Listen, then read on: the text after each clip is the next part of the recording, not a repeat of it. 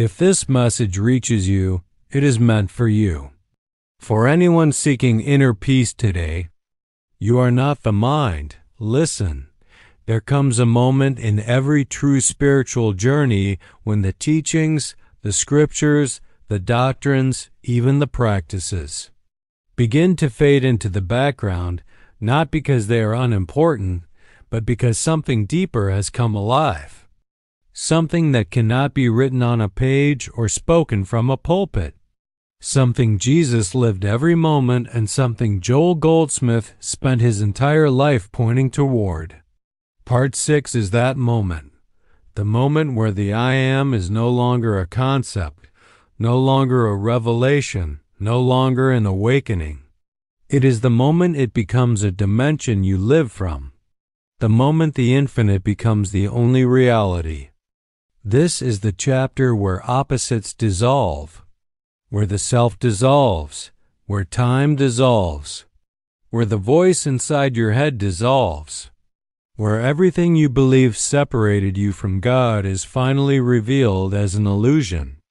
This is the chapter where there is no more God and me, no more spiritual and material, no more light and darkness, no more I am this, but not that. Here, there is only I am. Not the personal I, but the one identity alive behind all forms. Jesus lived from this state. Goldsmith recognized this state. Now, this state is beginning to awaken in you. Let me take you into the first layer. There is a moment early in Jesus' ministry where he says, "Let your eye be single, and your whole body will be full of light." Most people thought he meant that you should focus on holy things. But Goldsmith revealed the actual meaning. Jesus was describing the consciousness where all opposites collapse, where you stop seeing good and evil, clean and unclean, holy and unholy, spiritual and worldly, where the mind stops dividing reality into categories and the heart begins perceiving everything as expressions of the same I am presence. You may not realize it, but this collapse of opposites is already happening in you. Every time you sense a deeper peace in the middle of chaos, every time you feel a silent knowing beneath fear, every time love rises when judgment used to rise, you are entering the dimension where the I becomes single. And when it becomes fully single, the entire world shifts. Let me share a story.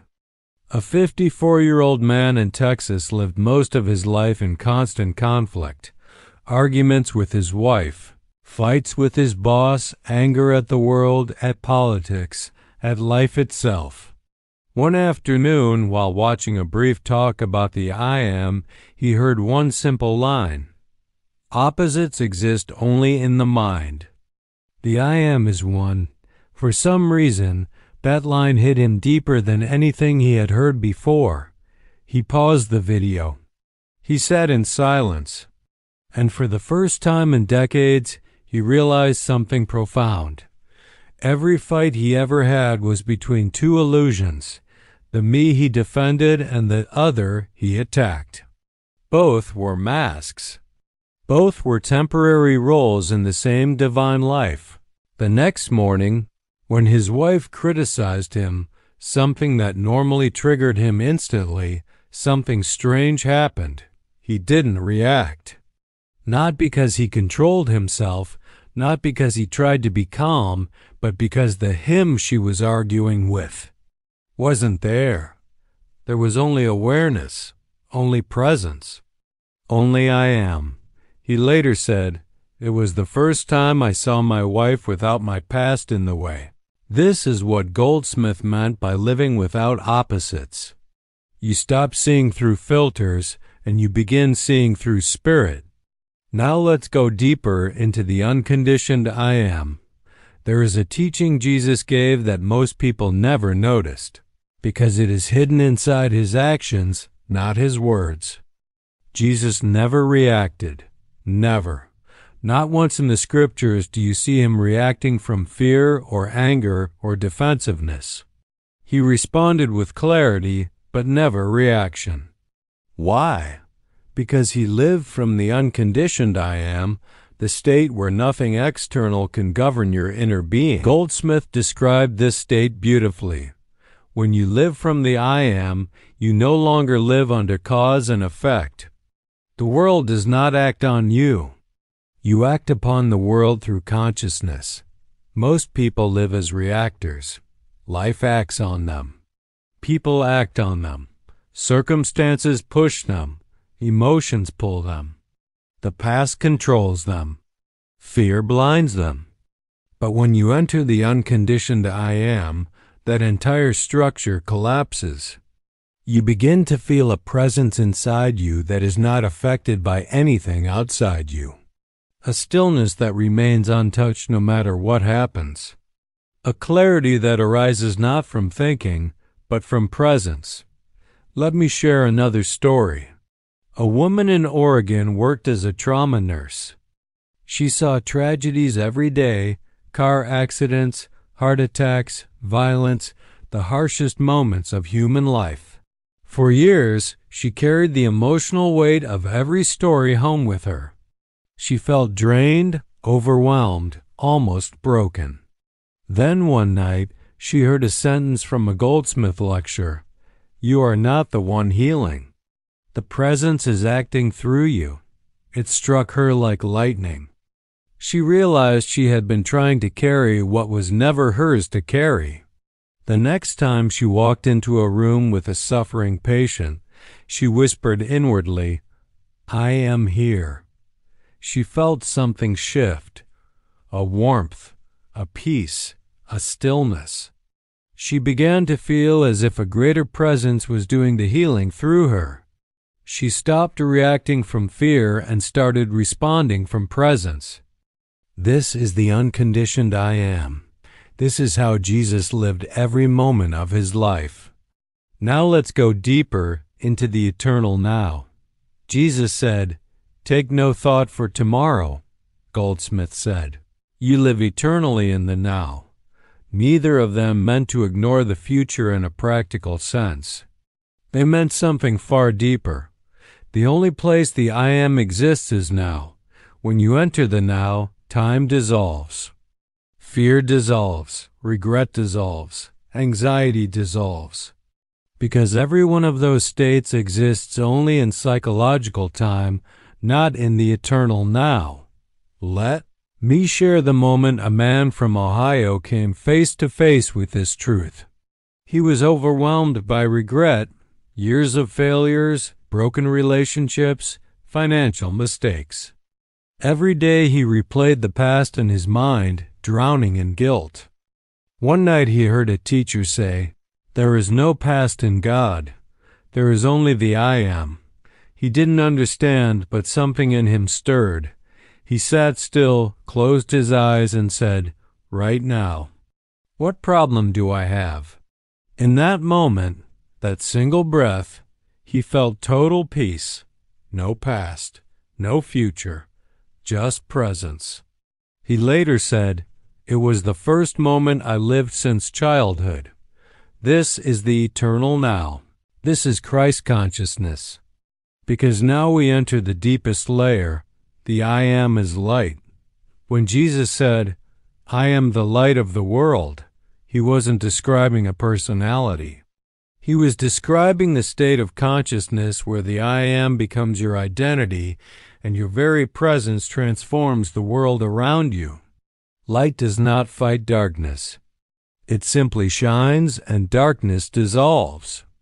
Goldsmith said, when you live as the light, nothing external can stand against you because nothing external has power over the light. Let me bring you into this through a story.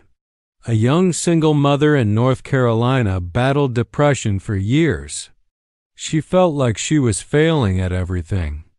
One night, overwhelmed, she sat alone and whispered, God, if you're real, help me. But instead of hearing something, she felt something, a warmth rising inside her chest, a sense of peace, a subtle glow. She didn't know it, but she had touched the light within. Over the next week, she began saying quietly, "I am the light." At first it felt strange. Then it felt comforting. Then it felt true.